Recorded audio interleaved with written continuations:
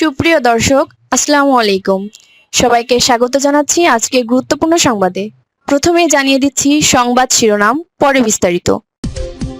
জানিয়ে দেব এই মুহূর্তে হাতে পাওয়া সর্বশেষ গুরুত্বপূর্ণ আপডেট আন্তর্জাতিক সংবাদ। শুরুতেই থাকছে নিজের শুরু করা যুদ্ধেই এখন রাজনৈতিকভাবে আটকে গেছেন ট্রাম্প।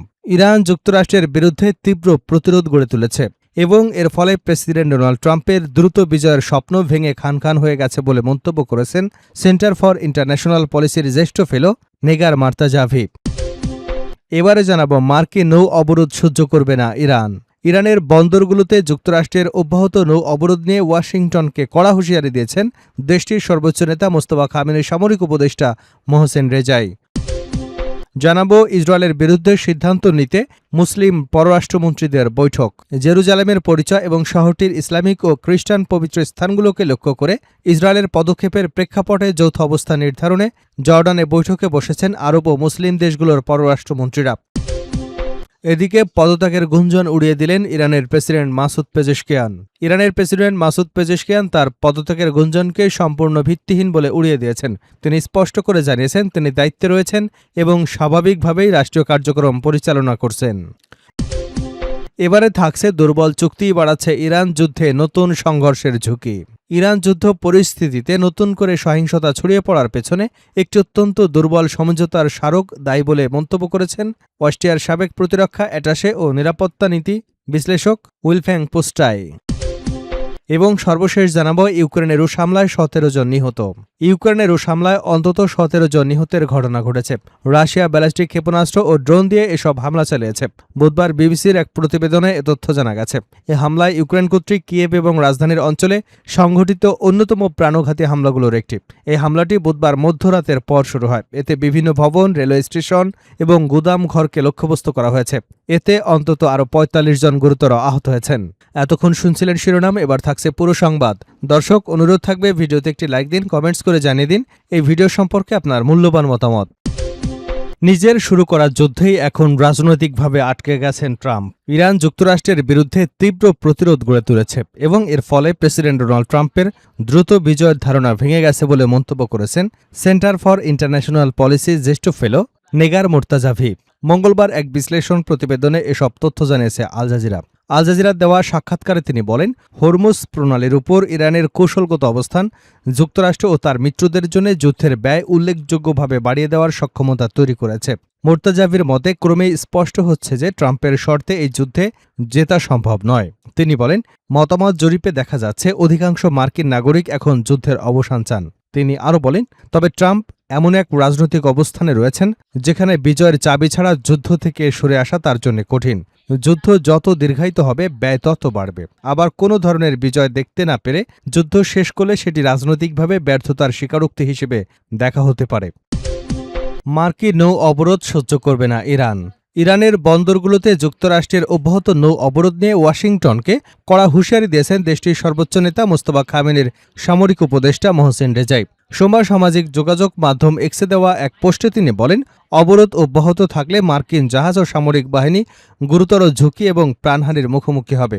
মোহসেন রেজাই বলেন, যুক্তরাষ্ট্রকে অবশ্যই তাদের বর্তমান অবস্থান ও আচরণ পরিবর্তন করতে হবে, অন্যথায় ইরান এই পরিস্থিতি কোনোভাবেই মেনে নেবে না। তিনি আরও বলেন, হরমুজ প্রণালীতে দ্বিতীয় কোনো করিডোর চালুর অনুমতি তেহরান কখনো দেবে না।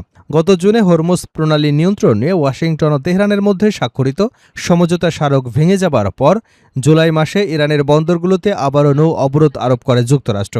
এদিকে মার্কিন সামরিক বাহিনী জানিয়েছে, অবরোধ কার্যকর হবার পর থেকে তারা অন্তত ৪৪টি জাহাজের গতিপথ পরিবর্তন করেছে, ২টি জাহাজ বিকল করেছে এবং আরও ২টি জাহাজে তল্লাশি চালিয়েছে। ইসরায়েলের বিরুদ্ধে সিদ্ধান্ত নিতে মুসলিম পররাষ্ট্রমন্ত্রীদের বৈঠক। জেরুজালেমের পরিচয় এবং শহরটির ইসলামিক ও খ্রিস্টান পবিত্র স্থানগুলোকে লক্ষ্য করে ইসরায়েলের পদক্ষেপের প্রেক্ষাপটে যৌথ অবস্থা নির্ধারণে জর্ডানে বৈঠকে বসেছেন আরব ও মুসলিম দেশগুলোর পররাষ্ট্রমন্ত্রীরা। খবর আনাদোলো এজেন্সির। বুধবার জর্ডানের রাষ্ট্রীয় বার্তা সংস্থা পেট্রার তথ্য অনুযায়ী বৈঠকে জেরুজালেমে ইসরায়েলের নীতির মোকাবেলায় গঠিত আরব মন্ত্রিসভার কমিটির সদস্যরা, আরব লীগের মহাসচিব আহমেদ আবুল গাইদ এবং তুরস্ক, পাকিস্তান, ইন্দোনেশিয়া ও মালয়েশিয়ার পররাষ্ট্রমন্ত্রীরা অংশ নেন। বৈঠকে জেরুজালেমের সাম্প্রতিক পরিস্থিতি এবং শহরটির ইসলামিক ও খ্রিস্টান পবিত্র স্থানগুলোর অবস্থা নিয়ে আলোচনা হয়। পাশাপাশি ইসরায়েলের নীতি ও পদক্ষেপের বিরুদ্ধে একটি অভিন্ন অবস্থান গ্রহণের বিষয়ে মতবিনিময় করেন নেতারা। বৈঠকের উদ্বোধনী বক্তব্যে জর্ডানের পররাষ্ট্রমন্ত্রী আয়মান সাফাদি বলেন, জেরুজালেম বর্তমানে ক্রমবর্ধমান হুমকির মুখে রয়েছে এবং শহরটির ইসলামিক ও খ্রিস্টান পবিত্র স্থানগুলো নজিরবিহীন ঝুঁকির সম্মুখীন। তিনি অভিযোগ করেন, ইসরায়েল পূর্ব জেরুজালেমে বসতি স্থাপন, ভূমি দখল, সম্পত্তি জব্দ, ফিলিস্তিনিদের উপর বিধিনিষেধ আরোপ এবং শহরটিকে ফিলিস্তিনি ভূখণ্ডের বাকি অংশ থেকে বিচ্ছিন্ন করবার মাধ্যমে নিয়ন্ত্রণ আরও জোরদার করেছে। সাফাদির দাবি, এসব পদক্ষেপ জেরুজালেমের ইতিহাস, পরিচয়, বর্তমান ও ভবিষ্যৎ পরিবর্তনের একটি পরিকল্পনার অংশ। তিনি আরও অভিযোগ করেন, ইসরায়েল ইসলামিক ও খ্রিস্টান পবিত্র স্থানগুলোর মর্যাদা লঙ্ঘন করছে এবং মুসলিম ও খ্রিস্টানদের ধর্মীয় উপাসনার স্বাধীনতার উপর বিধিনিষেধ আরোপ করছে। পদত্যাগের গুঞ্জন উড়িয়ে দিলেন ইরানের প্রেসিডেন্ট পেজেশকিয়ান। ইরানের প্রেসিডেন্ট মাসুদ পেজেশকিয়ান তার পদত্যাগের গুঞ্জনকে সম্পূর্ণ ভিত্তিহীন বলে উড়িয়ে দিয়েছেন।